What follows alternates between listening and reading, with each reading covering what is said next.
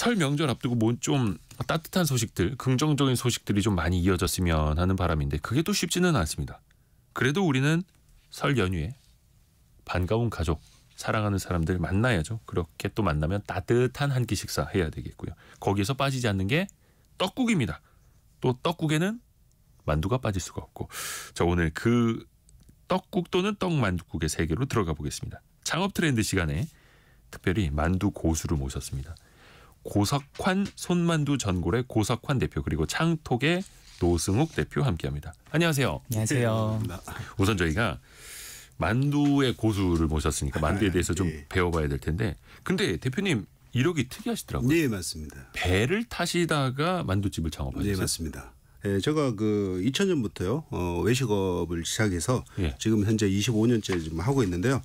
원래는 그 선박회사에서 항해사로 8년을 제가 했습니다. 항해사. 예, 그래서 뭐 전국을 전 세계를 누볐죠. 어느 정도 크기에 배웠어요? 보통 뭐 만 톤.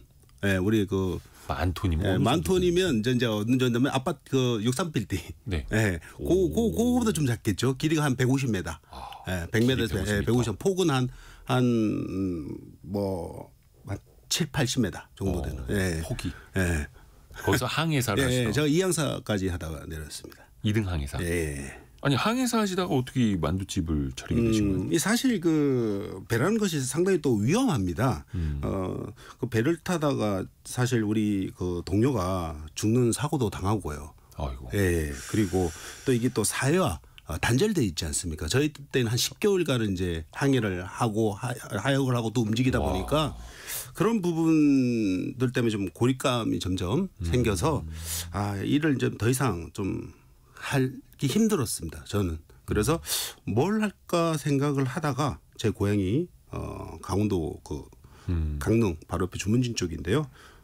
고향에 가서 횟집을 하려고 한식, 양식, 일식 자격증을 취득해서 좀 그쪽에 종사를 좀 하려고 그랬는데 참 제 마음대로 또 인생에 안 가요. 그 우연찮게 친구를 만났는데 친구가 중식당을 했어요. 네. 그래서 그 친구가 중식당을 한번 해봐라 권유를 하더라고요. 이 상당히 괜찮다, 메리트가 있다.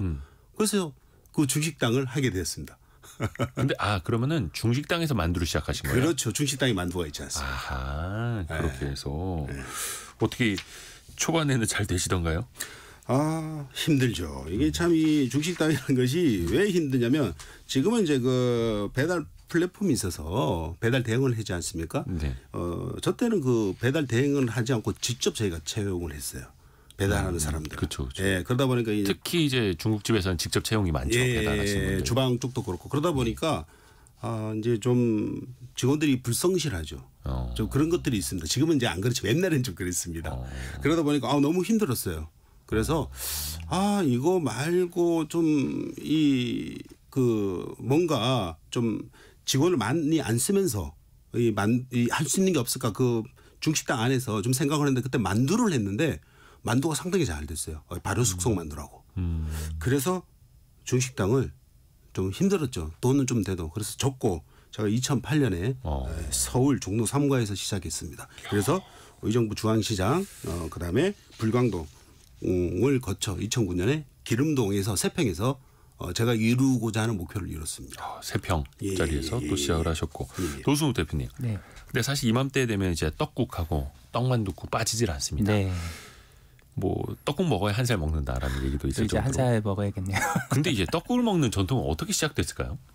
이게 설날이 새로운 한 해가 시작되는 날이잖아요. 이제 떡국이 이제 새하얗니까 좀 뭔가 이제 순백의 의미가 있어요. 깨끗함, 순수함. 그래서 이제 뭔가 리셋되는 의미로 흰 가래떡을 이제 먹기 시작을 했고 또 가래떡이라는 게 좀 길고 이러니까 장수의 상징. 장수와 풍요의 상징으로 하면서 이런 이제 새로운 출발과 무병장수를 기원하는 마음으로 떡국을 먹기 시작했다고 합니다. 고석환 대표님.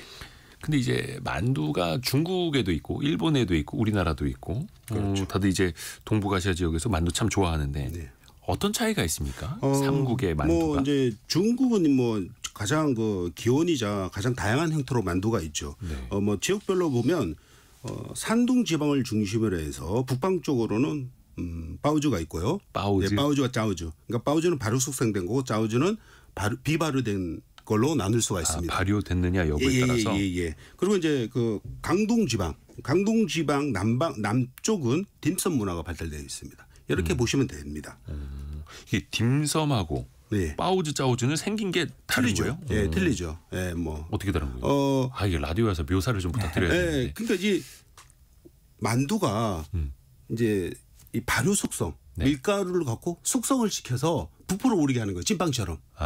이게 이거를 바오주라 그럽니다. 찐빵 같은 만두. 예. 그게 바오주입니다. 그러니까 짜오주는 뭐냐면 우리의 냉동 만두 있죠. 피 얇은 거. 바로 숙성이 안 된 거. 약간 쪼그라들어 있는 그렇죠. 그런 예. 모양. 그게 이제 짜오주, 비발효 만두 이렇게 나눌 수 있죠. 만두처럼 부풀어 올라 있는 게 바오주, 예. 쪼그라져 있는 게 짜오주. 예. 이거 외우시겠다. 한문으로 교자라고 하죠. 또 딤섬은 우리가 또 많이 주변에서 보는 그 작은 모양들. 예. 일본은 어때요? 일본은? 저도 뭐 일본 오사카에서 예.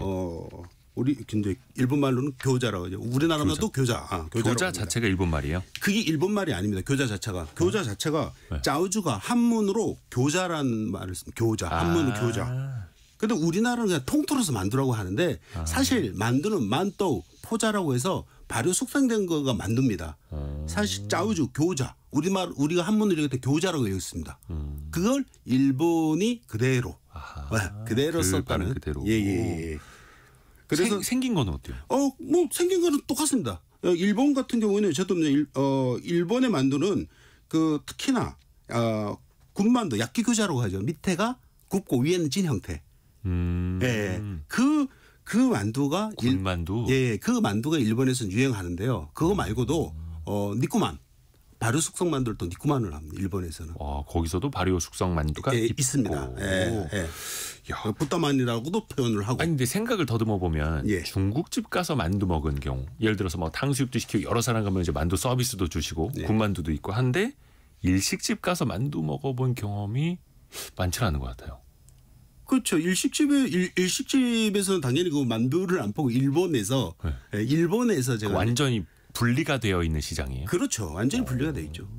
중국집에서 만두 파는 거랑 일식집에서 만두 파는 거 완전 다른 거예요. 저는 뭐 일식집에서는 일식집에서 만두는 안 팔죠. 일본에서 이제 그렇게 했다는 겁니다.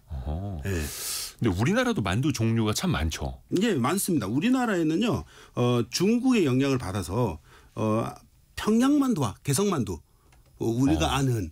근데 이 차이가 있습니다. 평양만두는 슴슴하고요. 예. 피가 두껍습니다. 평양 냉면처럼 평양 만두도 슴슴한 맛이에요. 예. 그리고 배추, 숙주, 두부, 고기 등이 들어가서 담백합니다. 그리고 개성만두. 예. 개성만두는 다양한 식재료가 어우러져서 풍부한 맛이 납니다. 옛날에 그 개성 지방이 경기도 지방이었잖아요. 서울하고 비슷한. 가까우니까. 예, 가까우니까. 이런 차이가 나고요. 제 같은 경우는 저희가 고향이 강원도인데요. 네. 강원도에서는 김치만두가 유명합니다. 김치만두. 예. 그 대관령 그 고냉지 배추와 그 강릉 초당두부 요걸 해서 제가 어렸을 때 상당히 많이 먹었습니다. 큰일 났다. 이거 지금 막 꼬르륵 소리 날 것 같아. 그리고 지금 요즘 말입니다. 제가 그 원주 만두 축제라고 있습니다. 원주 만두 축제. 예. 지금 제 2회째를 했는데요. 작년까지. 작년에 3일간 50만 명이 그게 오셨고요. 경제적 효과는 한 300억 이상이 됐습니다. 제가 거기서 이틀간 또 쇼 쿠킹을 해줬습니다. 그 지역에 맞는 그 요리하는 걸 일부러 보여주시는 쇼를. 그것도 뭐 1회 때도 했고 작년에도 했고 계속 하고 있습니다. 그러면 만두 빚는 걸 보여주셨겠네요. 그렇죠. 만두 빚는데 그냥 빚으면 재미가 없잖아요. 어떻게 하세요 그러면? 이제 쇼 같이 하는 거죠. 음악에 맞춰서 반죽 쳐서 딱 리듬에 맞춰서 이제 템포 맞춰서 피도 딱딱딱 뛰고. 대표님이 좀 흥이 있으실 것 같아요. 그 밀가루도 한 번씩 쫙쫙 뿌리고. 그래요? 소금 뿌리듯이 밀가루 한 번씩 쫙쫙 음악에 맞춰서 좀 흥겹게. 왜냐면 또 축제잖아요. 축제에서 좀 흥겹게 해야지 또. 그렇죠. 재미가 있어요. 예.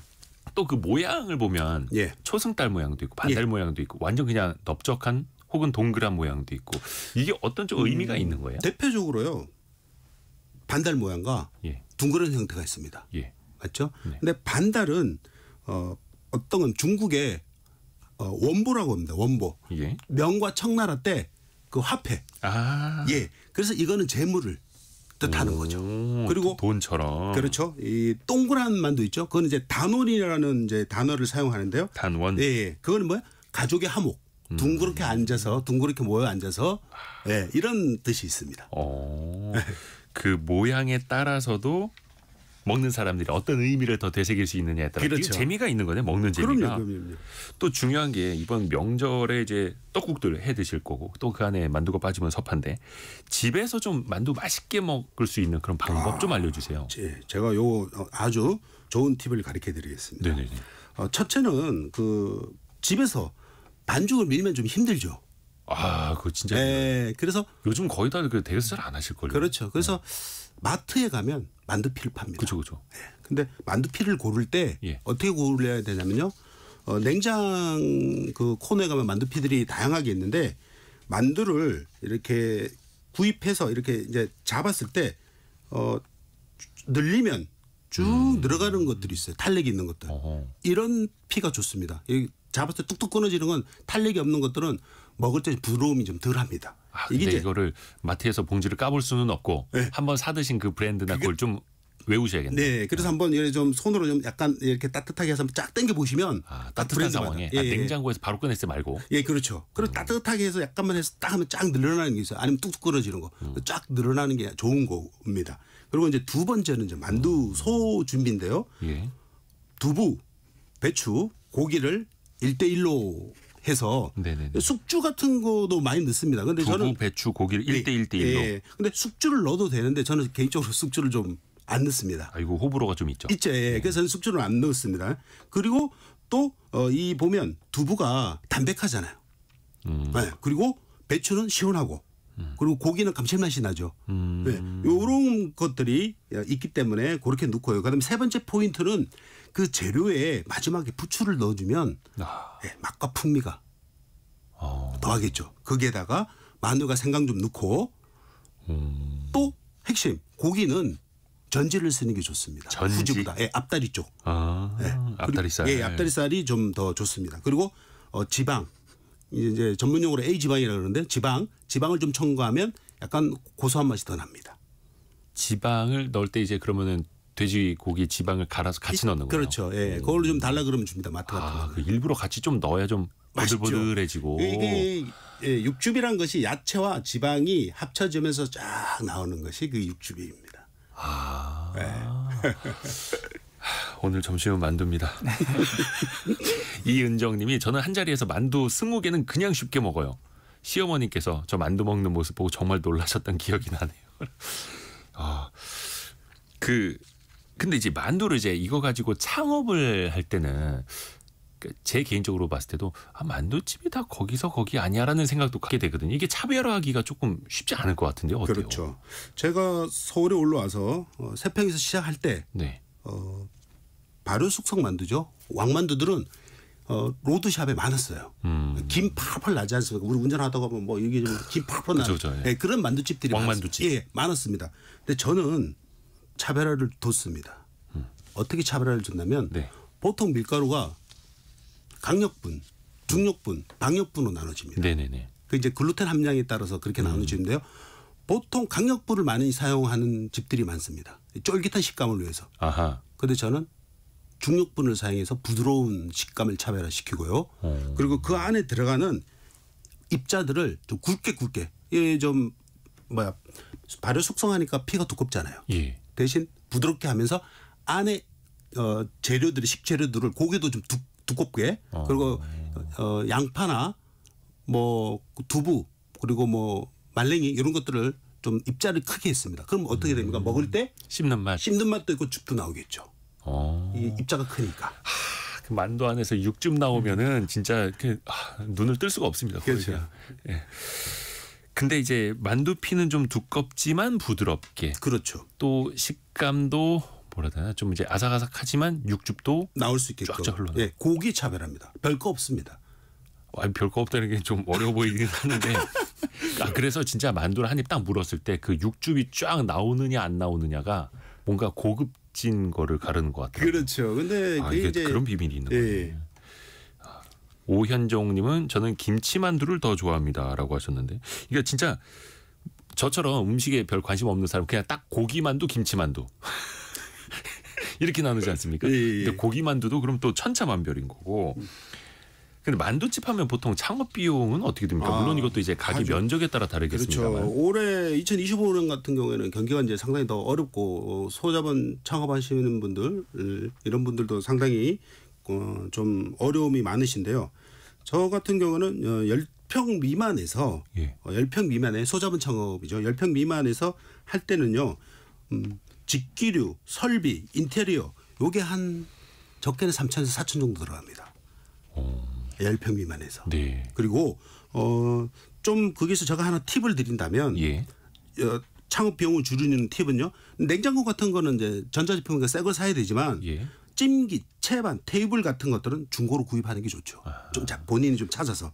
그러면 좀 더 창업 비용을 낮출 수 있고 또한 인테리어 같은 거 있죠. 그렇죠. 네, 업종 변환하는 데는 인테리어가 돼 있을 거 아닙니까? 그것도 기존의 거를 약간만 변형시키고 가장 중요한 거 앞에 파사드 있죠. 외부 파사드에 힘을 주는 거죠. 아 외부에 보이는 거에 더 힘을 그렇죠. 줘라. 예, 힘을 주는 게 좋습니다. 하기사 만두집은 안에 인테리어 보고 들어가는 그렇죠. 경우는 별로 없잖아요. 예. 근데 이제 방금 말씀하신 10평 정도 한 3, 4천만 원 거의 집기 설치 비용만 그렇죠. 임대료 권리금 다 빼고, 빼고. 개인 창업 기준으로. 예. 그렇죠. 그래서 임대료라든지 권리금 이런 것도 또 중요하기는 한데 입지 같은 게 또 엄청나게 차이를 줄 수 있잖아요. 아, 그렇죠. 가장 또 좋은 말씀하셨는데요. 테이크아웃은 입지가 상당히 중요합니다. 그렇죠. 예. 만두집도 눈에 많이 잘 띄어야 되더라고요. 예. 예. 그래서 테이크아웃 매장들은 그러니까 로드 사람들이 많이 다니는 그런 쪽에다가 차리는 게 좋습니다. 역시 근데 또 임대료가 만만치 않을 거고요. 아, 그래서 제가 또 이 팁을 예, 드릴게요. 예. 저는 샵앤샵 쪽으로 운영을 했습니다. 잠시만요. 만두집이 어디에 그 안에 들어갈 수가 있어요? 샵앤샵. 다른 가게 안으로? 예, 그럼요. 저거 그렇게 기름통에서 했는데. 예를 들면 어떤 형태예요? 자, 제가 얘기할게요. 예. 제가 들어갈 때는 금빵이었습니다. 예? 금은빵. 금은빵은 뭐 좋은데. 잠깐만요. 금은빵 안에 만두집이 있다고요? 예, 금은빵에 예. 옆에 금은빵 옆에 그 사장님이 세 평을 나눠서 거기서 본인이 다른 걸 하고 있었어요. 자, 뭐 이렇게 칸막이나 문이 따로 그렇죠, 있던 그렇죠. 따로 거죠? 이제 막으면 되니까. 그렇죠. 예를 들어서 금반지 사러 갔는데 옆에서 만두 찌고 있고 그러면 좀 그렇잖아요. 그렇죠, 막았죠. 따로. 막아놓고. 예. 그렇게 하는 데가 많습니다, 생각보다. 오. 예, 고깃집도 분리를 확실하게 시켜서 거기서 테이크아웃 포장을 하는 데도 있고요. 아, 작은 평형이 옆으로 나누어서. 그렇죠. 그리고 또 로또 판매점 있죠. 네. 이런 데도 또 나눠서 그러면 일석이조죠. 거기는 또 원체 찾으러 오는 사람들이 있으니까. 그럼요. 그런데 사실상 그런 데는 권리금이나 보증금이 비싸지 않습니까? 네네네. 근데 그렇게 하면 세이브가 될 수 있죠. 그 또 옆에서 만두 찌고 있고 그 냄새에 벽을 타고 들어오면은 또 그거 유혹을 이겨낼 수가 없죠. 복권 사러 갔다 만두도 사. 근데 그 만두가 원형으로 돈처럼 생긴 만두고. 그렇죠.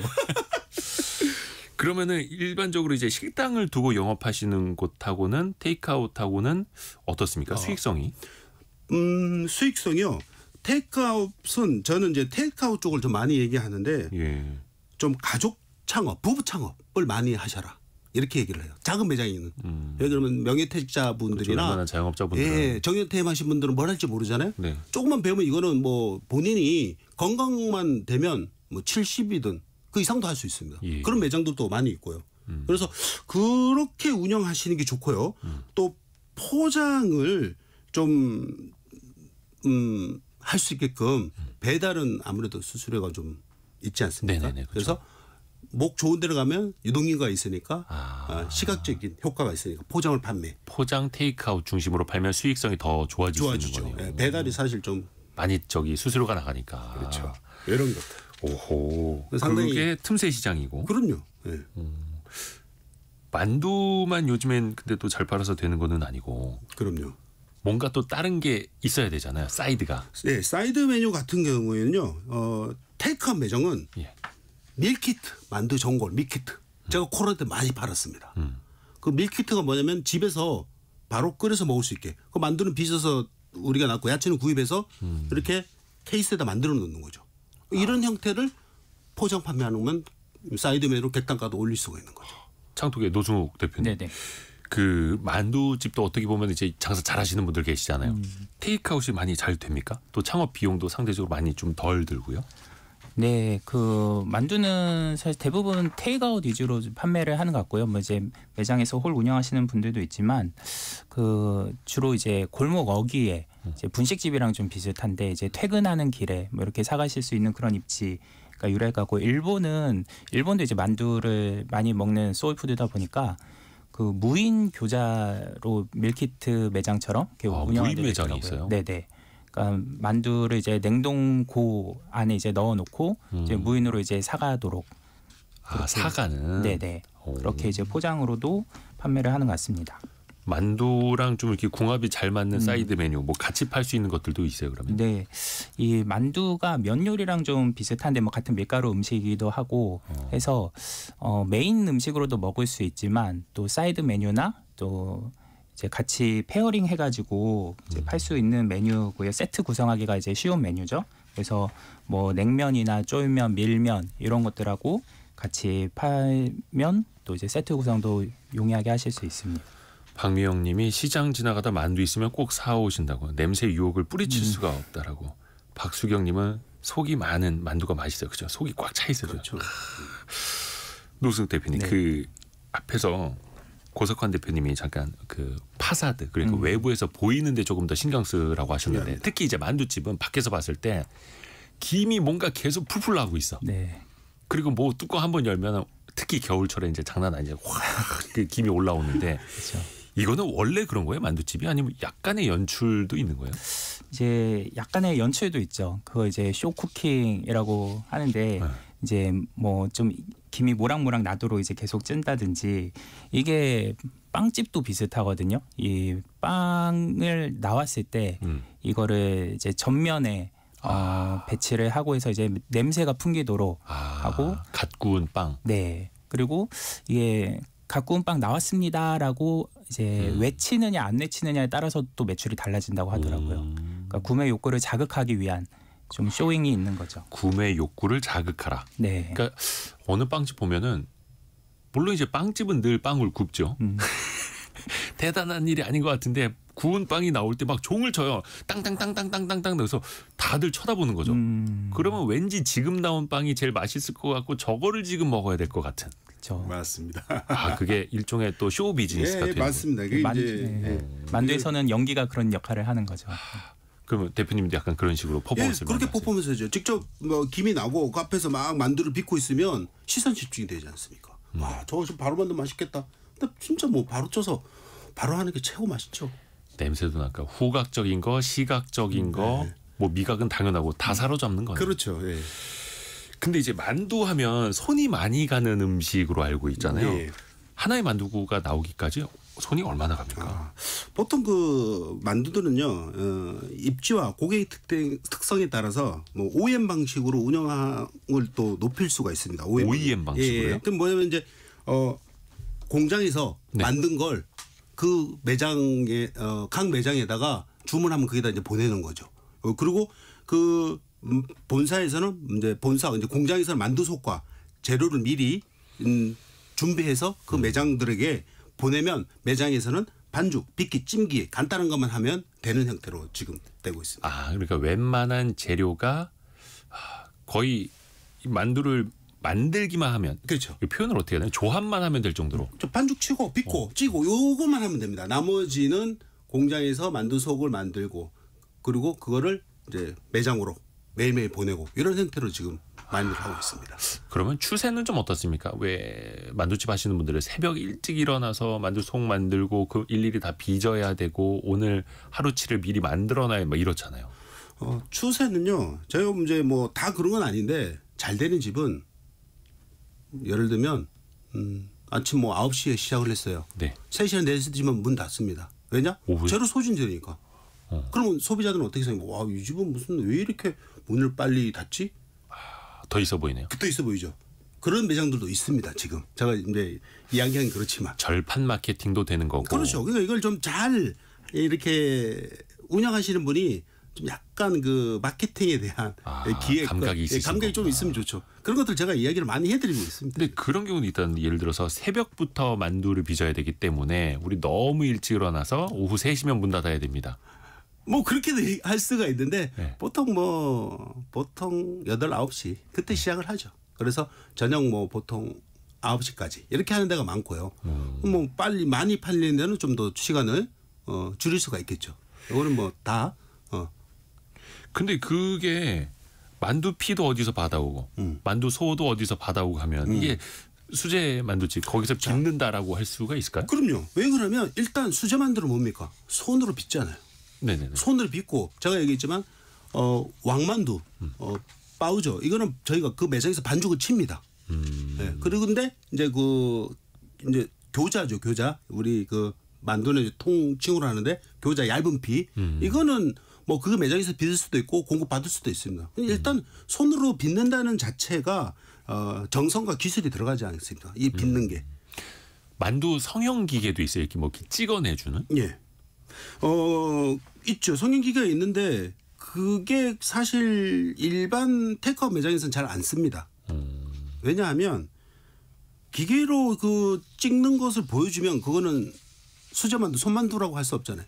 일단 손만두면 수제만두를 빚는 거를 보여주는 게 손만두가 아니겠습니까? 그리고 제가 이제 좀 전에 그 이야기를 이제 못 드렸는데 그 소에다가 본인의 매장에 그 특성에 따라서 뭐 부추를 넣을 수 있고 뭐 배추를 좀 더 넣을 수 있고 고기를 더 넣을 수 있어서 약간 변형을 시킬 수도 있으니까요. 아, 변형도 가능하고. 예. 근데 만두집이라 하더라도 앞부분에서는 특히 항상 만두를 찌고 있는 모습 혹은 빚고 있는 모습을 좀 고객들한테 보여줄 필요도 있는 거예요. 그렇죠, 여기 있죠. 근데 이제 제가 말씀드리지만 그 성형 그러니까 그 공장 찍는 거는 그거는 수제만두라고 할 수 없죠. 그냥 그거는 어디 뭐 그냥 대량 생산할 때. 그렇죠. 네, 그렇게 보시면 좋을 것 같습니다. 근데 이게 사람들 입장에서 보면 특히 요즘 냉동만두 너무 잘 나오니까 대기업 만두 이런 거. 예, 맞습니다. 온라인으로 배송시켜서 네. 집에서 저는 이제 집에 땡 해 먹는다고 하는데 전자레인지로 땡 해서 먹고. 근데 이렇게 사람들이 수제 만두를 찾는 이유 혹은 배달까지 시켜 먹는 이유는 어디 있을까요? 이게 이제 첫 번째는 신선도의 차이입니다. 이 급속 냉동을 시킨다고 해도 이 피가 부드럽고 쫄깃함이 차이가 납니다. 아, 냉동 만두랑 예, 수제 냉동이 만두 아닌 수제 만두랑. 예. 이 둘째는 이제 건강과 맛이 차이가 나죠. 왜 그러면 그 냉동 만두는 어쩌다 간에 그 과정에서 기계로 하다 보니까 입자를 자유롭게 크게 못 하잖아요. 근데 수제 만두는 뭡니까? 입자를 좀 더 크게도 만들 수 있고 적게도 만들 수 있는 이런 것들이 있으니까 그런 차이 때문에 제가 볼 때는 좀 냉동 만두보다 또 신선하게 바로바로 먹을 수 있는 이런 것들을 좀 소비자들이 또 선호하지 않을까. 멀리 뭐 맛집은 다 찾아가지 않습니까? 그렇죠. 똑같은. 그래서 식감 좋은 만두 맛집 이렇게 찾아갈 수도 있는 거고. 그럼요. 또 냉동 만두에서는 거의 육즙을 느끼기가 또 쉽지 않은 것 같고. 그렇죠. 뭐 사실 요즘은 막 원체 잘 나오니까 육즙을 느낄 수도 있는데요. 근데 이 사실 그 냉동 만두는 요즘 보면은 어떤 걸 많이 광고하냐면요. 우리 대표님한테도 있지만 피가 6mm다, 5mm다 이런 것들 많이 강조해요. 피. 두께. 예, 두께. 5mm, 6mm면은 얇은 편인가요? 얇은 편이죠. 예. 이걸 강조를 많이 하고 그다음에 입자를 이렇게 탁 쪼개서 안에 새우나 아니면 고기나 양파 이런 것들이 살아있다는 광고를 많이 하죠. 근데 그게 수제는 어떻습니까? 훨씬 더 크게. 그렇죠. 식감이 살아있는 그렇죠. 만두를 제가 2시간 뒤에 먹을 겁니다. 노승욱 대표님, 네. 그 만두도 어떤 뭐 좀 트렌드가 있어요? 원체 이제 오래된 음식이기는 한데 소비자의 선호도가 좀 달라지기도 합니까? 만두는 좀 그나마 트렌드를 덜 타는 메뉴 같기는 한데 그래도 그때그때 이슈가 되는 만두들이 있는 것 같아요. 10년 전쯤에는 그 송일국 씨 세 아들이 같이 나와서 즐겨 먹는 삼둥이 만두라고 해서 먹었던 게 갈비 만두죠. 네, 갈비 만두가 이제 그때 히트를 치면서 지금은 뭐 냉면 시키면은 이제 리뷰 써주면은 무료로 주는. 네. 중국집 가면 그냥 공짜 서비스고. 진짜 한 10년 전쯤 갈비 만두 저 처음 먹어보고 와 세상에 이런 맛이 있다니 느꼈어요. 그렇죠. 그건 뭐 갈비 소스 같은 거. 그렇죠. 그런 거예요? 소스를 좀 첨가해서. 이건 요즘 그 사람은 그때만 해도 뭐 우리 갈비 맛 그 내는 소스가 있지 않습니까? 예. 그거는 이제 혼합할 때 넣고 그러는 거죠. 진짜 갈비만두. 그런 게 있었고 네. 또 요즘 뭐 건강 중시하는 분들은 고단백, 뭐 비건 만두 이런 것도 좀 나오고요. 글루텐 프리 만두. 네. 고기가 들어있지 않은. 그쵸. 비건 만두. 네네. 이제 고기의 식감은 나도 네 그런 이제 웰빙 만두도 좀 찾는 분들이 있고 또 말씀하신 대로 대기업들이 요즘은 얇은 피에 꽉 찬 손만두 뭐 이런 거를 이제 만들다 보니까 예전에는 만두 속을 이제 갈아서 이제 넣었다면 요즘은 그 아삭아삭한 식감이 살아나도록 이제 그 고기나 이런 것들을 크게 넣는 게 트렌드라고 합니다. 참고로 네, 고 대표님. 뭐 한 20-30년 전에는요. 기술이 이제 지금처럼 뛰어나지 않았기 때문에 거의 만두 속을 갈다시피 했죠. 그냥 막 갈아 넣어서. 네, 갈아 넣어서 할다시피 했죠. 그러니까 만두소도 보면은 막 찐득찐득하기도 그렇죠. 하고 막 이랬었는데 뭐 구분이 안 되고. 막. 근데 요즘은 기술력들이 좋아지면서 또 소비자의 니즈에 맞춰서 그럼 만두소도 재료에 따라서 어떤 걸 굵게 하고 이렇게 다 다르게. 맞습니다. 맞습니다. 그것도 특히나 왕만두 그 발효 숙성된 피가 두꺼운 거는 입자를 더 크게 해야 되겠죠. 더 크게. 그러면 이제 자영업 하시는 분들은 그때그때 어떤 소비자에 대해 니즈 필요에 따라서 조리법도 좀 바꾸고 이렇게 해야 될까? 그걸 또 따라가기가 쉽지가 않을 텐데. 그래서 좀 저는 생각하는 이야기 말씀드리는 게 SNS를 좀 소비자와 좀 이렇게 소통을 해라. 이거를 많이 좀 더 강조하고요. 네. 그다음에 특히나 요즘 대세는 또 매운 거, 매콤한 거 이런 것들이 대세잖아요. 불당면처럼. 아니 그러면 매운 만두도 있어요? 김치 만두 말고요? 김치만두 말고요. 이제 더 매운 소스를 집어넣는 거죠. 그게 있습니다. 그런 게. 김치도 유행을 탄 적이 있습니다.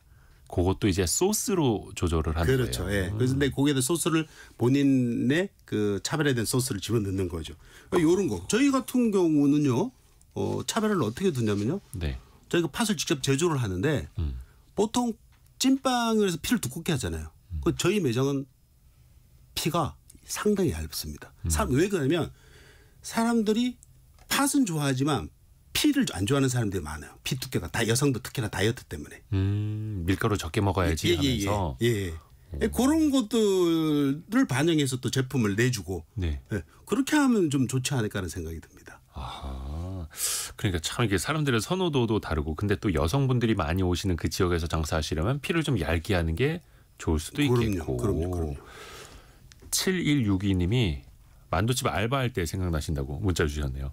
여름엔 너무 더워서 힘들었는데 겨울엔 진짜 정신없이 바빠서 힘들었던.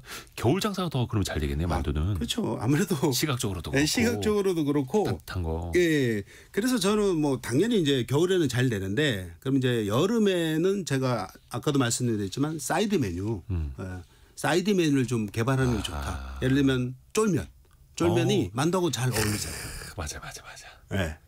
이런 것들을 좀 같이 하면 그래서 그거를 포장 판매를 좀 극대화시키면 훨씬 좀 비수기를 좀 이겨내기가 수월하겠죠. 오늘 점심은 만두에 쫄면 지금 메모하고 있습니다. 이게 중요한 거거든요. 근데 아까 잠깐 그 김치만두 얘기해 주셨는데 김치만두에는 김치만 들어가는 건 아니죠? 아니죠. 김치만두는 김치만 들어가는 게 아니고요. 그게는 뭐 야채 같은 것도 들어가고요. 야채 당연히 야채가 들어가고 두부 저 같은 거는 두부도 넣고 강원도는 원래 두부를 많이 넣으니까 두부도 넣고 또 뭐 대파, 부추 그 외에 뭐 딱히 정해진 건 아닙니다. 좀 전에 얘기했지만 뭐 시대에 따라서 뭐 새우속도 집어넣을 수 있고 굳이 뭐 새우만두만 집어넣는 법이 없지 않습니까? 김치만두에 예를 들면 이제 새우를 좀 갈아서 대신 입자 있게 말고 갈아서 해서 뭔가 다른 집하고 좀 차별화 두는 거죠. 그런 것들이. 그러니까 소비자들은 항상 그렇습니다. 뻔한 맛은 홍보를 안 합니다. 자기가 SNS에 어디 가서 이색적인 맛. 이게 특별한 거야. 이게 김치만두인데 안에 이게 뭐가 좀 틀려. 향도 틀리고. 그런 거를 이제 올리는 거죠. 그래서 독특한 맛을 또 그렇죠. 계속해서 연구 개발하시는 거고요. 예. 노승욱 대표님, 그 지난번에 올해 창업 트렌드로 면 요리가 유리하다. 네. 또 이제 불황일 때 이런 게 또 괜찮다 말씀해 주셨잖아요. 네. 근데 또 만두가 면이랑 잘 어울리고 네. 어떤 쪽으로 해보면 좋을까요?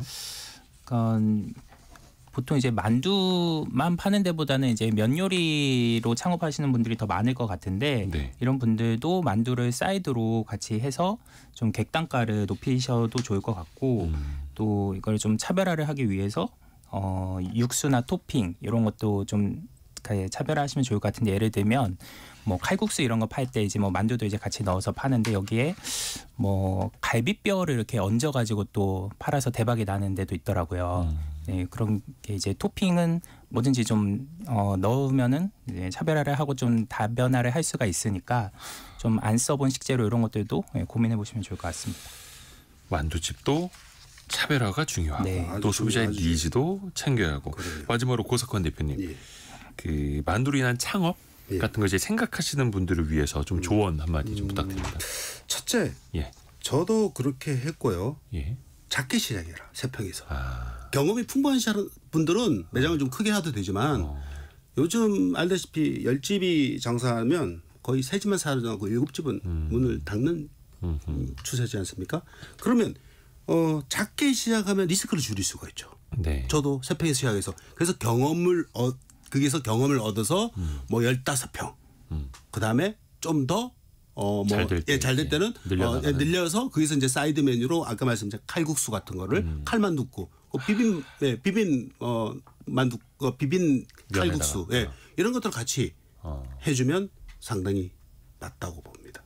그리고 또 사실 만두도 맛만이 봐서는 안 될 거고 네. 만두피, 만두소 또 일종의 퍼포먼스 이것도 연구도 또 많이 하셔야 되는 거예요. 그래서 제가 이제 이 마지막으로 제가 좀 말씀을 드리자면 제 경험에 하면 창업하시고자 하시는 분들이 바로 창업할 게 아니라 최소한 2, 3개월은 좀 공부를 하셔라. 만두집 알바도 하고. 그럼요. 첫째 상권 임시 분석을 해야 됩니다. 내가 어디다 할 거냐 만두집을. 네네. 그럼 요즘 잘 돼 있지 않습니까? 분석하는 거 상권 임시 분석. 그리고 그 지역에 저희 그 만두집의 컨셉트라 하죠. 컨셉. 우리 집은 어떤 다른 집과 어떤 차이가 있다는 거를 명확히 좀 보여줄 수 있는 거. 이런 것들을 외부 파사대에다가 넣어주시면 좋겠고요. 아하, 우리 만두집은 이런 게 다르다. 그렇죠. 이제 이게 기획으로 들어가는 겁니다. 예. 결국 이제 기획력이 있어야 되는데 그리고 마지막으로는 뭐냐면 SNS 소통을 해야 됩니다. 저 같은 경우에는 뭐 유튜브, 블로그 그 외에 인스타그램 다양한 것들을 지금 하고 있거든요. 오늘도 계속 그 유튜브 촬영하시는 분이 왔다 갔다 하셔가지고. 근데 저 같은 경우는 만두 쪽만 하거든요. 전국의 만두 맛집들 다 다니고 칼국수 맛집들 다 다니면서 분석해서 그거를 소비자들에게 제공하는 거죠. 네. 유튜브에서도 마찬가지고 저희가 그 3층에 만두 연구실이 있습니다. 만두 연구실이요. 예. 진짜 한 우물을 또 제대로 파고 계시는 고석환 대표님이었고 그래서 만두도 공부가 필요합니다. 중요합니다. 박미영님이 오늘 인터뷰는 듣는 내내 너무 배고프게 하네요라는 가끔 이제 부작용도 있는 창업 트렌드 시간. 다행입니다. 점심시간이 얼마 남지 않았습니다.